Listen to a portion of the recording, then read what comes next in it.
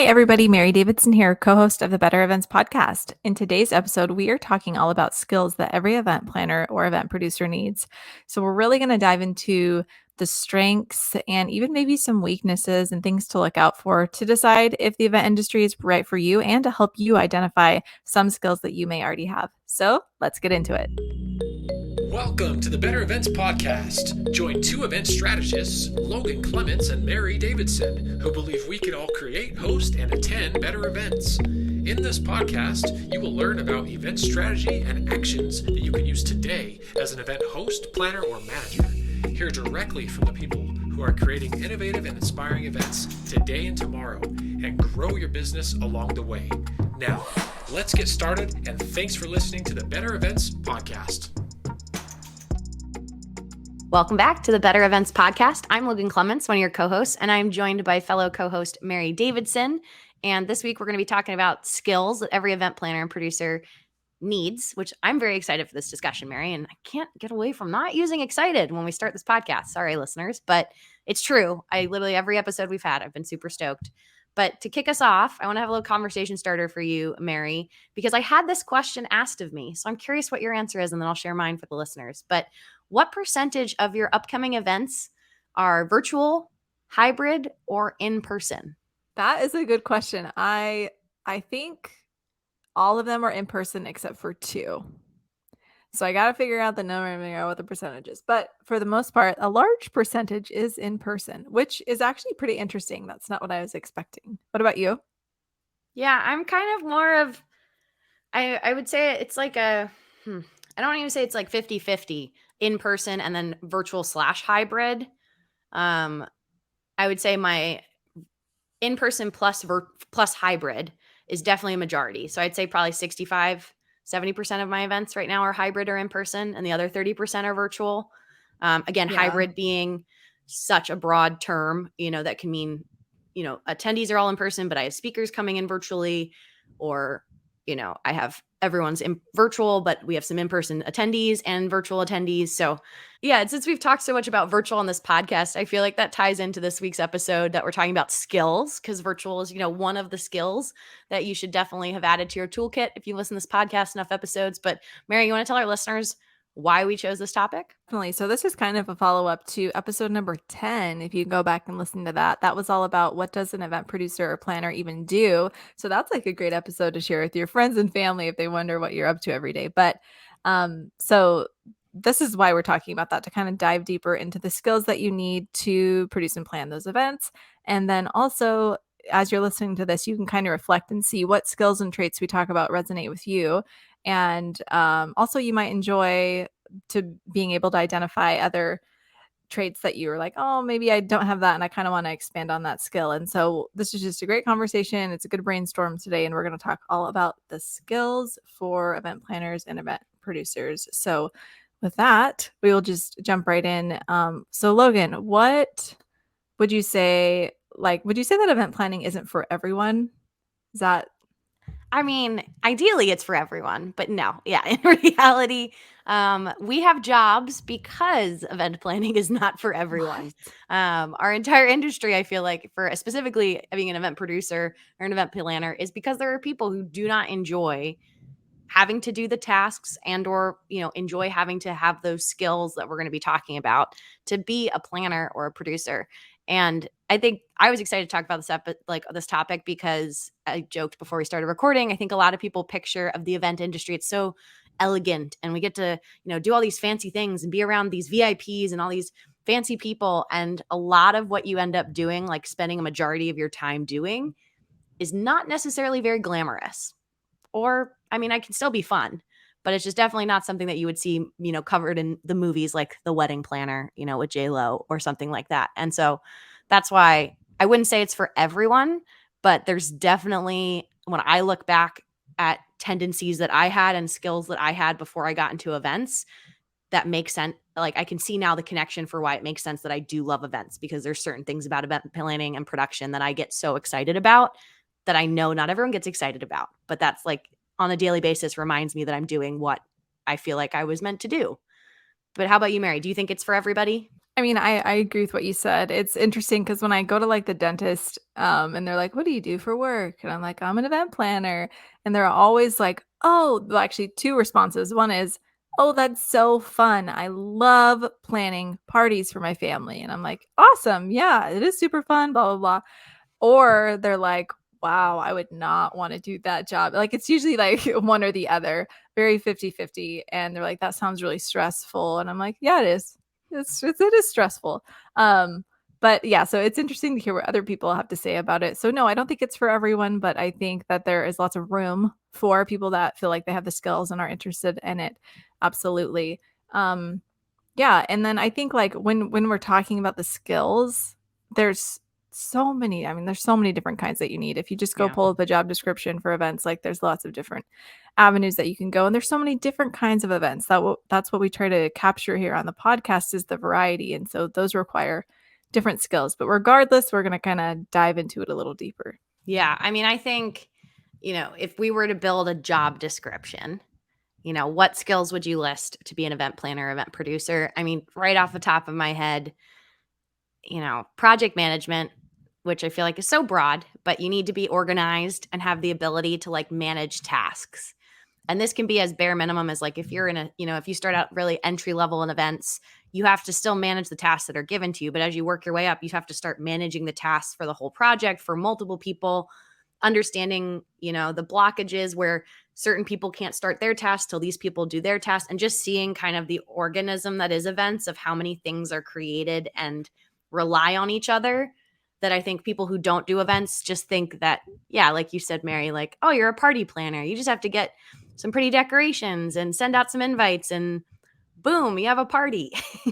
But we know, so much of events is more than that and is more complex than that. So I think I feel like any job description you see, it's someone who is organized, able to manage tasks, able to manage others. Um, and then also, being able to do it under pressure. So I feel like they'll say you're responsible. But the main one I do want to chat a little bit more about is the stress piece. Because Oh I've my talked to gosh, you, Mary, yes. about this. But Yeah. before we dive into the stress piece, I guess, what would you put on a job description that I missed? Yeah, I mean, I think what you said is the big ones. And just to further hit it is that managing, multiple projects at one time and being able to prioritize them. Usually events are very like fast paced and high stress, like we've said. Um, and then obviously, organizations drawing attention to detail. Also, something that I saw in a job description before, which was really interesting to me and probably applies to a lot of jobs, but I know I have experienced this in the event industry, is the ability to provide a high level of customer service while working with a variety of personalities, which can be Mm, hard. Because think of, yes. all the components of an event, all the vendors, the partners, the speakers, you're working with a lot of different people. And some of them have some interesting personalities. So yeah, I thought that one was interesting as well. Yeah. I mean, events are definitely a people business. So there are very few events you could work where you're not going to have to deal with people, or like Mary's saying, different personalities, different backgrounds, different levels of expertise. And so much of that is, if you can be kind of like a social chameleon and adapt to whatever situation you're in, you're going to be set up for success in events.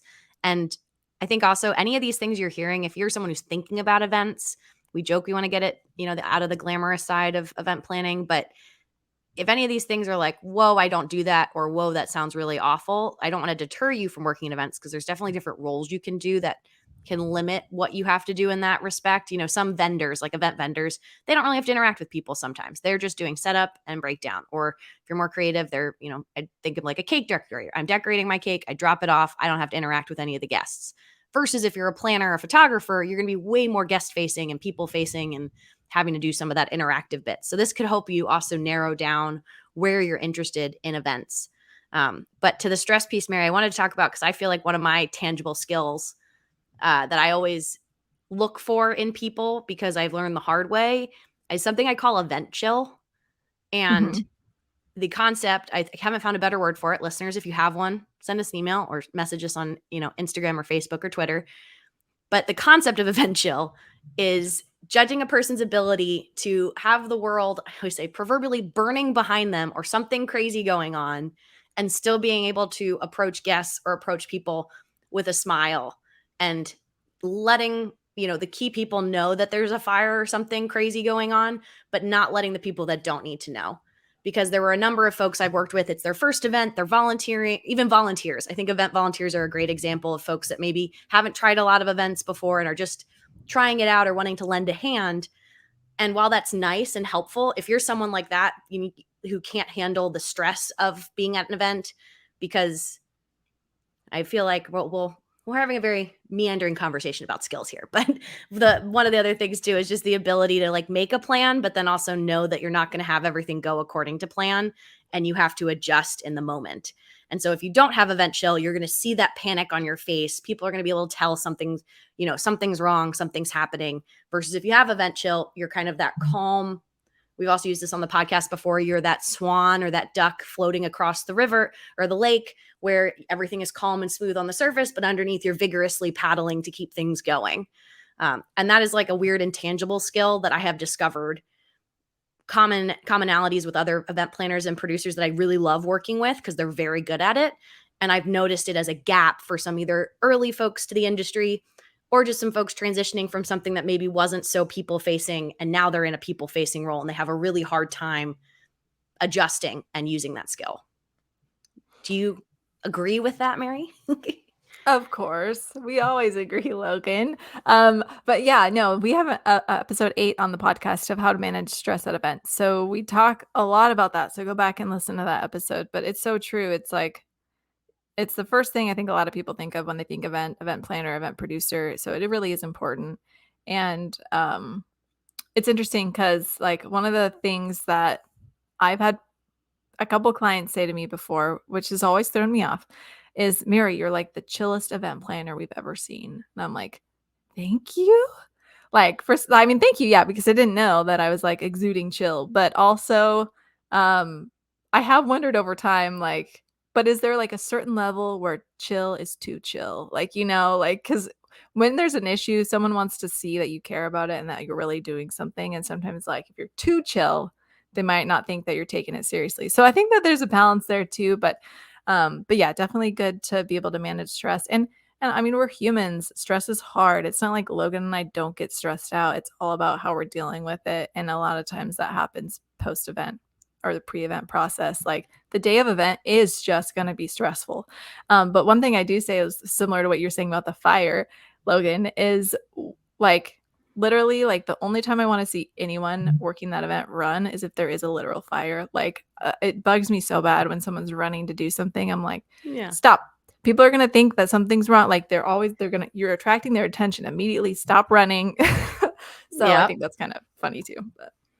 Yeah. And I think it's, another skill here on top of that. Yeah. Is just some of your embracing whatever your style is. So Mary, if you're a chill planner, I mean, that's something that I think is so cool about the event industry is there's so many different events and there's also so many different styles of doing things. So take it with a grain of salt, the advice Mary and I are giving, but that is something that, we all have our own styles and personalities. And I think a hard lesson for me in business was realizing like, I'm not going to be the best fit for everybody.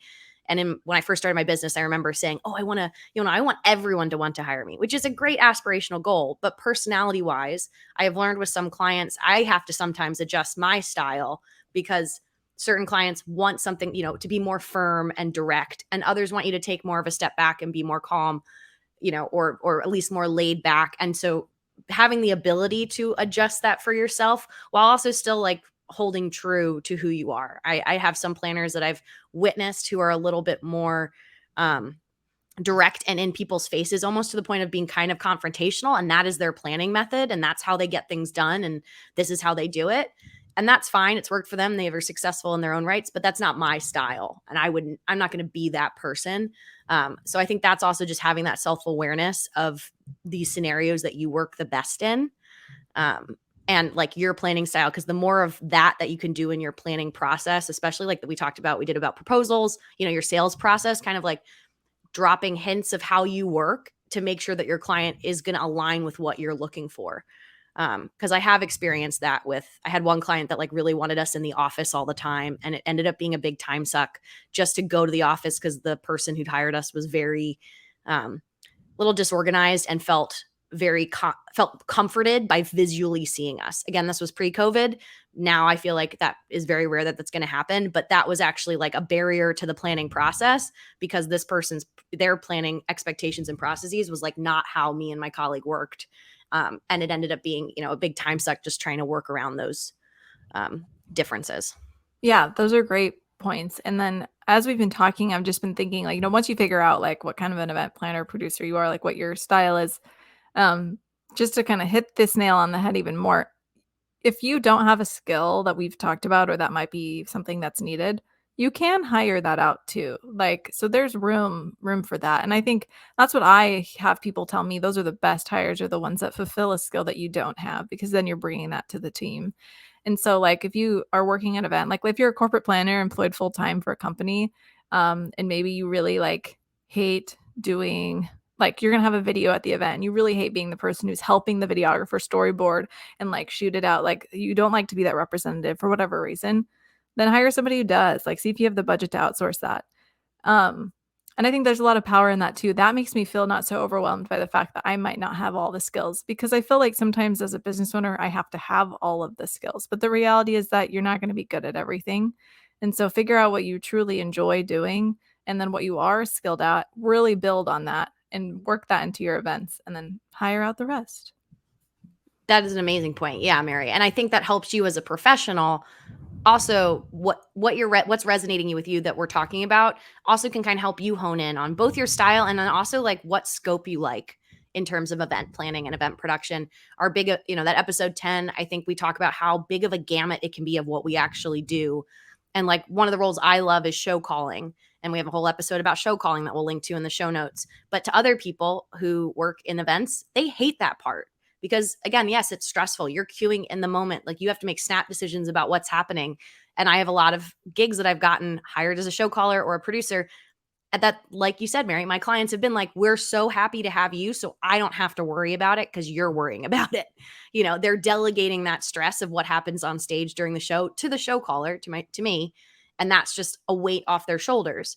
But that also is saying, if you're listening to this and you're like, I hate that, that sounds awful, then maybe you want to focus more on the more the project management, the event management side of things. Or if you're like a wedding planner that actually doesn't like design, then you're just a day of coordinator. Or inverse, I've seen people who just do like design consulting for events or for weddings because they love, like you're talking about, Mary, that storyboarding, that creative piece. And that's all they do. They're not doing the logistics, the execution. They're just doing the consulting on that part. So it's kind of fun to start to figure out what your skills are, and I guess also your strengths.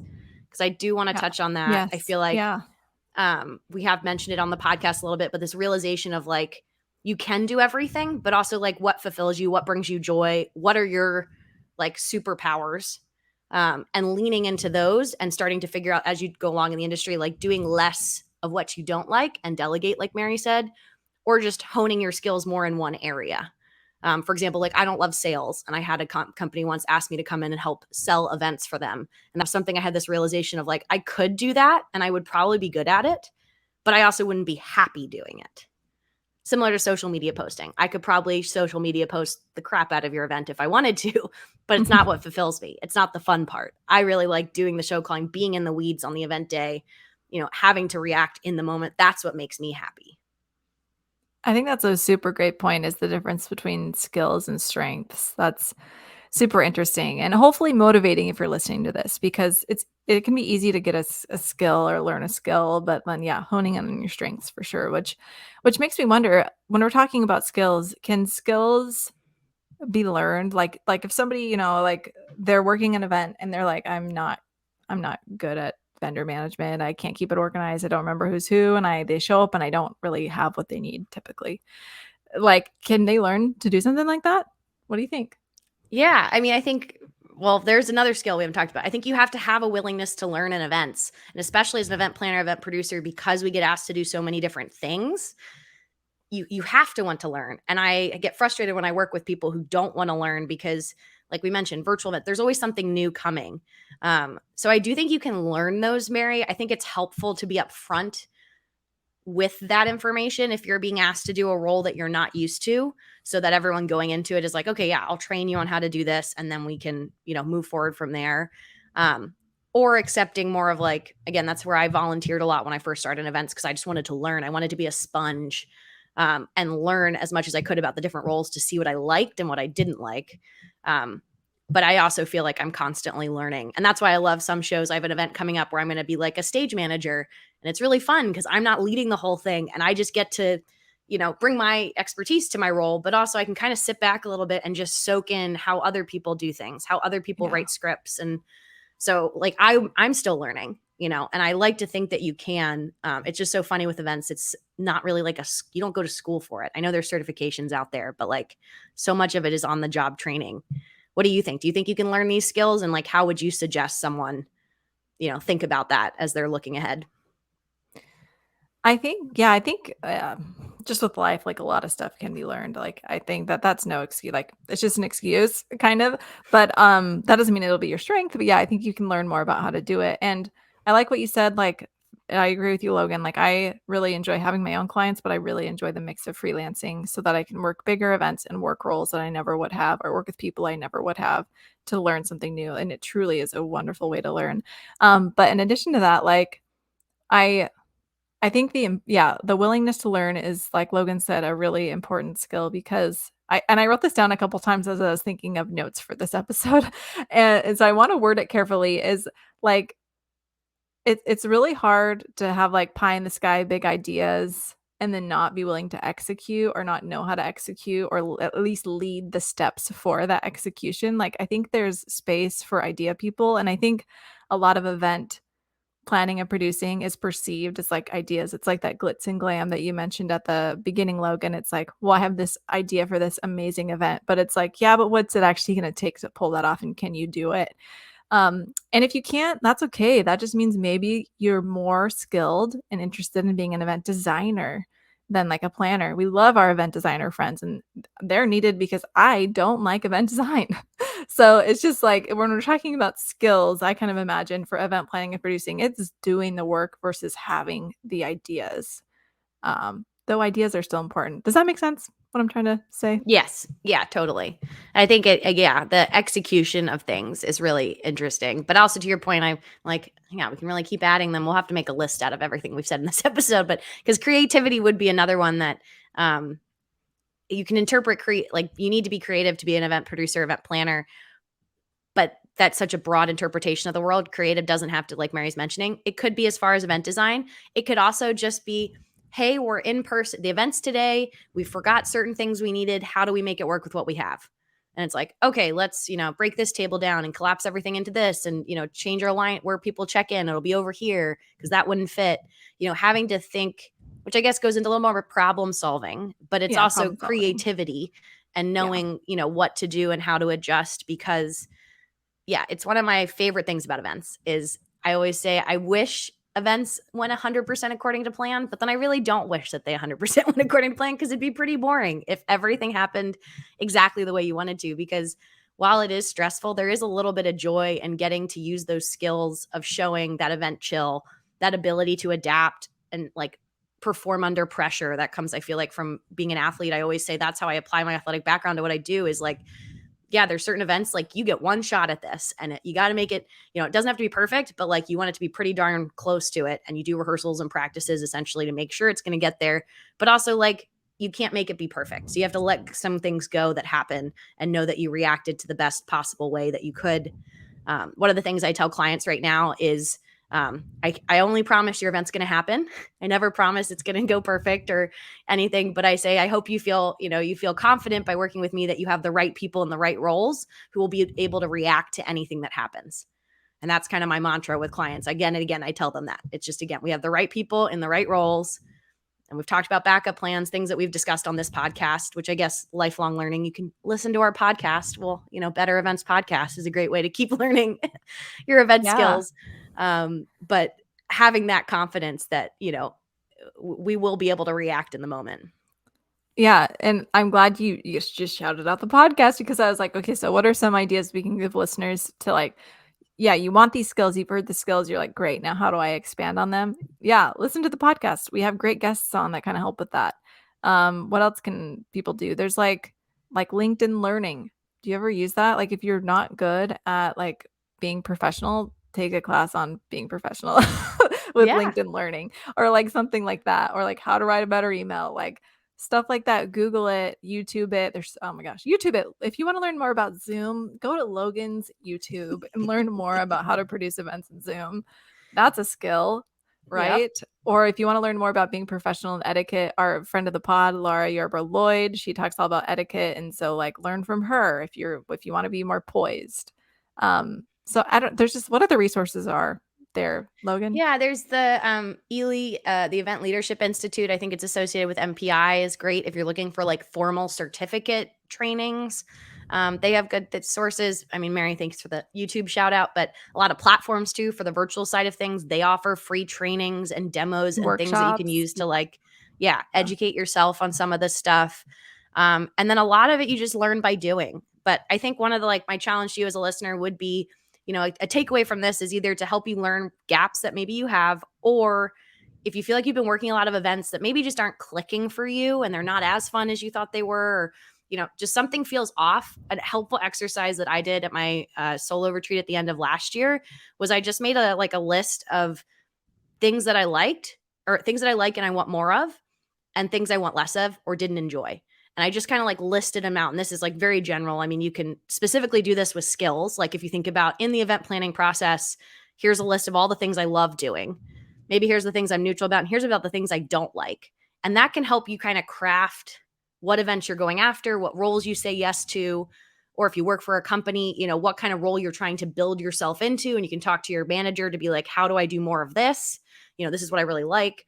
I just think that's like a very good exercise to personally do, and then leverage these resources like Mary's saying to like, build some of those. But a lot of times I think we as event planners and professionals, we spend so much time doing the work, we forget that we need to kind of think some of those bigger strategy things. So no matter if you have an LLC, a business, or you're just, I mean, I think everyone's like an LLC of themselves, no matter where you are in your career, making sure you're taking time to reflect on like, what are these skills got you really excited? And what are the ones that you're like, I mean, maybe you're like, Mary, I love event design. Mary said, I can't believe she doesn't like event design, but I also don't love event design. So, maybe that's your niche and you can really like lean into that. And that's, something that you haven't actually tried to focus on before. So yeah, I want to just kind of encourage you to start to do that little bit of an exercise with yourself. Because for me, when I did that at the end of last year, it was really helpful for what clients I reached out to and all of that. Well, and that brings us to the end. I feel like we could keep talking forever and ever about skills, and I feel like we just scratched the surface. But if there's anything you think we forgot, we missed, message us on social media or at our bettereventspod@gmail.com. We love hearing from you guys. And our bonus tip this week is coming from me. So this one actually it kind of aligns with what we talked about, I realize now. But my bonus tip for you is if you're thinking of hiring someone, a vendor, maybe for your wedding or an event, or you're looking to network. We had that episode 72 talking about how to build your network. My pro tip for you is to follow and subscribe to their social media or to their newsletters, and try to do this. I try to do this like way in advance of actually meeting someone, because it just, you can learn a lot about their style, their, work process, and their overall just personality through their emails, videos, social media posts. If you're hearing this and you're like, Logan, I don't do any of those things as a vendor, you should do them. But this is just something I've experienced for folks that I've hired personally. And I've like reflected, oh, why did I hire that person? And a lot of times it was because I was already following them for a long period of time and was like, oh yes, this person is exactly what I want. I would just advise that versus just cold going with someone with little information. There's a lot of free information you can get about people just by following their social media or subscribing to their newsletter. I love it. Great bonus tip. I've been thinking that when I follow people on Instagram lately, I'm like, I gotta save this because their stuff is awesome and I want to remember who they are. So I love it. Wonderful bonus tip. And thank you everyone for listening to another episode of the Better Events Podcast. We are so thrilled to have you with us, and thank you for just sticking with us throughout this episode and week by week. And we will see you again next Wednesday.